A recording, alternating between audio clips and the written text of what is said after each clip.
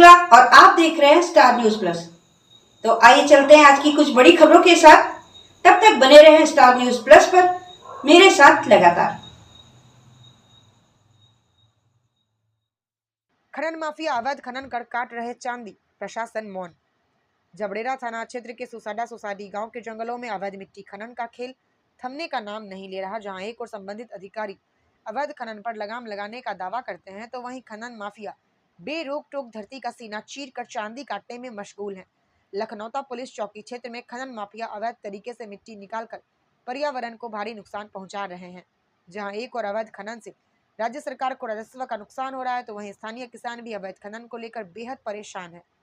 खनन माफियाओं की यह मनमानी कोई नई बात नहीं है। स्थानीय लोगों और सामाजिक कार्यकर्ताओं द्वारा बार बार शिकायतें दर्ज करवाने और वीडियो के सामने लाने के बावजूद भी प्रशासन की ओर से कोई भी ठोस कार्रवाई नहीं हो रही, और यही वजह है कि माफियाओं के हौसले इतने बुलंद हैं कि वे दिन रात अवैध खनन में जुटे हुए हैं।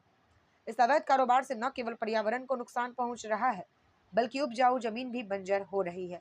मिट्टी खनन से सड़कों को भी क्षति पहुंच रही है और आसपास के इलाकों में धूल के गुबार से लोगों का जीना मुहाल हो रहा है। वहीं ज्वाइंट मजिस्ट्रेट दीपक रामचंद्र सेठ ने कहा, खनन माफियाओं पर कानूनी कार्यवाही अमल में लाई जाएगी। स्टार न्यूज प्लस के लिए उत्तराखंड के रुड़की से स्टेट हेड श्याम सुंदर की ये रिपोर्ट। नुकसान है बहुत। एक दिन रात को हम ही बाड़ बचे, हम ट्रक के नीचे आ गए थे, हाईवे भी चल रहे थे वहाँ, और हमारी टोल पर थे। एक दिन बदमाश भी आ गए थे, पुलिस भी गई थी, लेकिन यह जो पुलिस है यही मिलकर काम करवा रही है। यानी कि अवैध खनन। एक दिन बहुत आदमी गिरने से बचे। अभी बारिश में कम से कम 50 आदमी की वीडियो हमारे पास जो वहाँ एक्सीडेंट हुए गिरे लोग। मिट्टी पड़ी थी रोड पर और बहुत ही ज़्यादा तरीके से हो रहा। जितने भी चौराहे पर नए नए खनन है, अब हाल देख लो, परसों तरसों की मिट्टी पड़ी चौराहे पे, लखनौता चौराहा या चौक के बराबर में ही। यानी आप कह सकते हो जहाँ जन्म हानि है वहीं पर राजस्व को भी नुकसान पहुँचाया जा रहा है।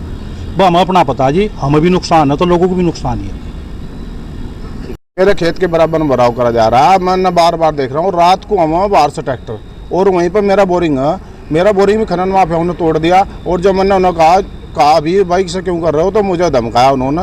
और मैं पुलिस चौकी से 100 मीटर दूर जब मैं पुलिस के पास गया, पुलिस वहाँ तक आई भी नहीं, और आकर के उन्हें कुछ भी नहीं किया। उन्होंने मुझे डराया धमकाया। फिर मैं उनसे बस बुझा के जब पुलिस के पास आया, पुलिस ने के वहाँ पुलिस वाले गए और गए के उनके कुछ नहीं कहा उन्हें, और उन्होंने बराबर मिट्टी डालते रहे। मेरा वहीं पे बोरिंग है, बोरिंग भी तोड़ दिया उन्होंने। और जब मैंने कहा अच्छा ठीक करा, बोला भाग जाए यहाँ से, तेरी ज़मीन भी नहीं आया यहाँ से। हालांकि मेरा खेत है, मुझे ही धमकाया वहाँ पर उन्होंने, और कहा करके कहने लगे तेरा यहाँ खेत है ही नहीं, तेरा बोरिंग नहीं आया, कुछ भी नहीं आया। मैंने शिकायत फरियाद है कि 2-3 बार पुलिस के बाद, पुलिस ने भी कुछ नहीं किया वहाँ पर। अब इसमें सरकार को राजस्व का तो नुकसान है ही है इसमें, लेकिन हमारी फसलों का रात के समय, रात 9 बजे से लेकर के पूरी रात खनन चलता है, पूरी रात खनन चलता है। वो पुलिस चौकी कुछ नहीं काम कर रही जी। करीबन 15-20 बीघे जमीन है, उसमें पूरी में भराव चल रहा है।